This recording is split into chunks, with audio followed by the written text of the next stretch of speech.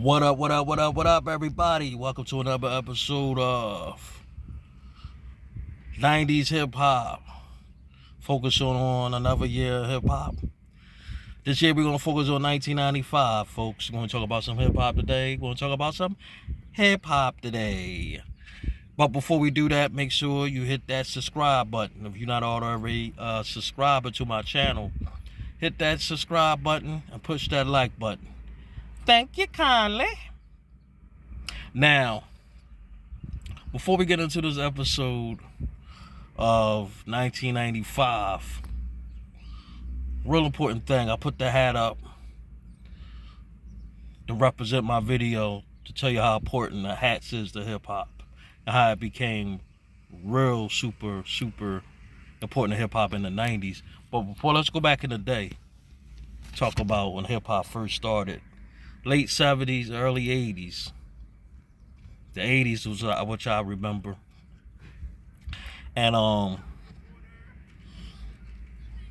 when you was a hip hop artist, you know, hip hop started from graffiti, breakdancing, and all that good stuff. And a lot of the MCs back in the day were graffiti artists and DJs and b-boys and everything all in one.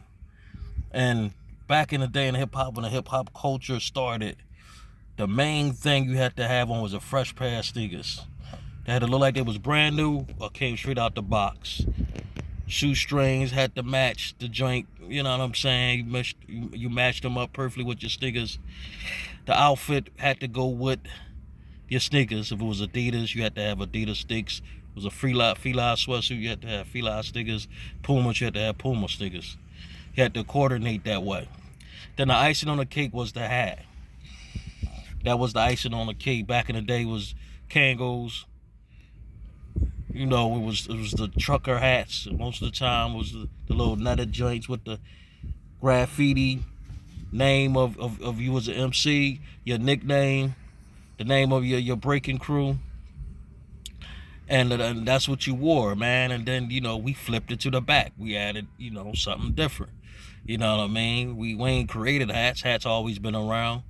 We just reinvented everything. That's what hip hop is all about. So we put a little style, pizzazz to our gear, putting the hat to the side, give us some flavor, put it backwards, you know, all different ways to express ourselves so we could be cool as ever. You know, then you fast forward to the 90s, man, when baseball caps became the big thing. The new era joints kept the tag on the front. You know, it was a stylish trend. You kept the tag in the front to show that it was brand new. A lot of times you represented where you came from, what city or what team you like. And the hats was a real big thing. The baseball joints, you know, Ice Cube to this day, you barely see him without a hat, but that's his trademark. And that's what it became. Hats became certain people's trademarks, just like Chuck D. He came out with the Pirates hat with the P on it that represented the Public Enemy. That was his joint. You know, even to this day, you barely see him without a hat. But LL Cool J was the one that really took it to that next level. He was the one that big hat's a staple, man. Since he came up the Kangos. And then throughout his career, he had all types of hats. Then he started doing CSI and started, you know, showing his dolphin head and everything like that. And you know, I guess as a sex thing or something.